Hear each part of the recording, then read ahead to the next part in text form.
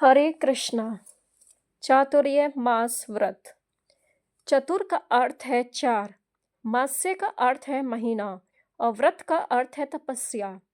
चातुर्मास्य व्रत 4 पवित्र महीनों की अवधि के लिए मनाया जाता है और यह आषाढ़ माह जून जुलाई में देवशयनी एकादशी के अगले दिन से शुरू होता है और कार्तिक माह अक्टूबर नवंबर में उत्थान एकादशी पर समाप्त होता है। कुछ वैष्णव आषाढ़ की पूर्णिमा से लेकर कार्तिक की पूर्णिमा तक इसका पालन करते हैं। यह चातुर्मास्य की 4 महीनों की अवधि है। ऐसा माना जाता है कि भगवान विष्णु क्षीर सागर में शेषनाग पर निद्रा में सो जाते हैं, इसलिए इस दिन को शयन एकादशी कहा जाता है। कार्तिक माह में आने वाली उत्थाना एकादशी के दिन वे 4 पवित्र महीनों के बाद अपनी गहरी निद्रा से जागते हैं। इस व्रत को कौन कौन कर सकता है? इस व्रत को कोई भी व्यक्ति कर सकता है, चाहे वह ब्रह्मचारी आश्रम, गृहस्थ आश्रम, वानप्रस्थ आश्रम और सन्यासी आश्रम से संबंधित हो। इसके अलावा इसे किसी भी वर्ण, ब्राह्मण, क्षत्रिय, वैश्य, शूद्र का कोई भी व्यक्ति देख सकता है।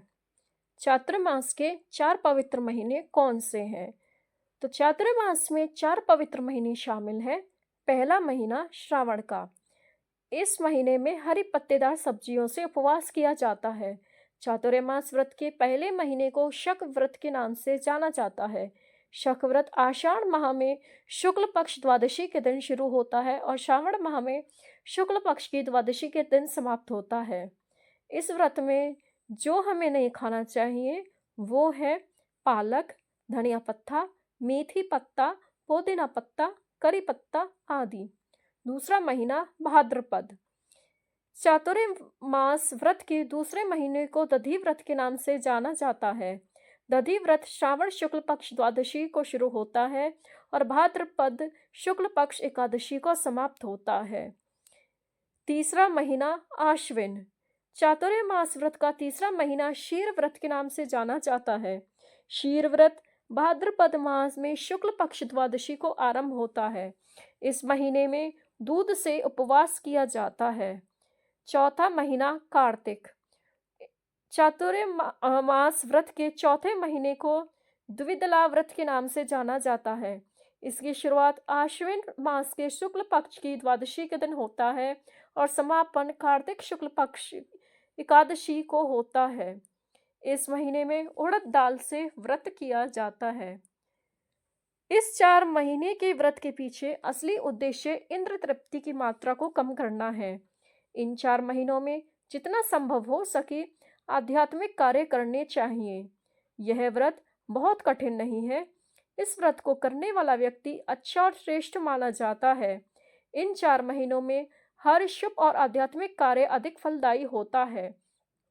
वैष्णव भगवान कृष्ण के नामों का जप करके इस व्रत का पालन करते हैं। पद्म पुराण के अनुसार आध्यात्मिक गतिविधियों को करने से व्यक्ति को जो सिद्धियां प्राप्त होती हैं वो इस तरह हैं। मंदिर की सफाई। जो व्यक्ति मंदिर की सफाई करके सेवा करता है उसे 7 जन्मों तक भोग मिलता है। जो लोग दूध, दही, घी, शहद और शक्कर से भगवान को स्नान कराते हैं वे संसार में समृद्ध होकर स्वर्ग में जाते हैं और इंद्र के समान भोग प्राप्त करते हैं। जो व्यक्ति योग्य ब्राह्मण को 28 या 108 तिलों से भरे मिट्टी के बर्तन दान करता है वह शरीर, वचन और मन से किए गए सभी पापों से मुक्त हो जाता है। जो चातुर्मास में भगवान विष्णु की प्रसन्नता के लिए गाता है उसे गंधर्वलोक की प्राप्ति होती है। जो व्यक्ति मंदिर की परिक्रमा करता है वह हंस विमान पर बैठकर कृष्ण के धाम जाता है। जो व्यक्ति गुड़ का त्याग करता है उसे पुत्र या पौत्र की प्राप्ति होती है। जो मनुष्य इस व्रत को नहीं करता वह मूर्ख है और जीवित होते हुए भी मृतक के समान है। चतुर्मास में हमें क्या करना चाहिए? सूर्योदय से पहले उठें और स्नान करें। प्रातः सूर्योदय से पहले जप करें।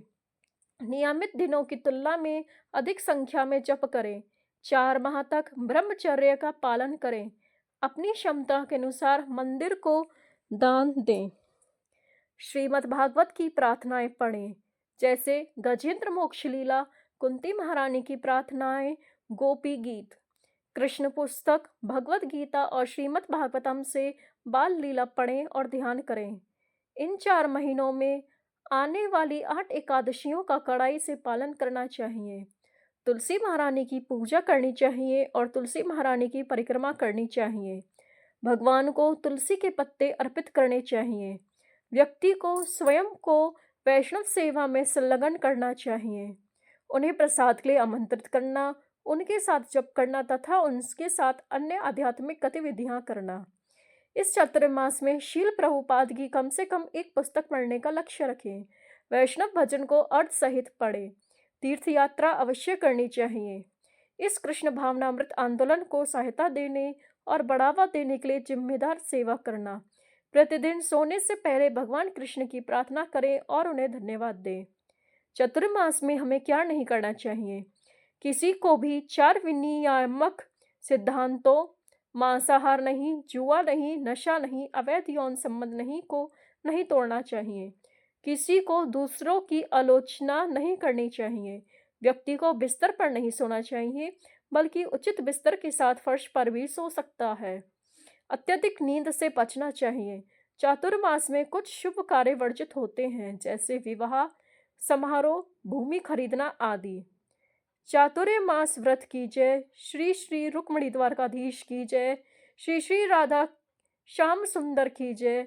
धन्यवाद। हरे कृष्णा।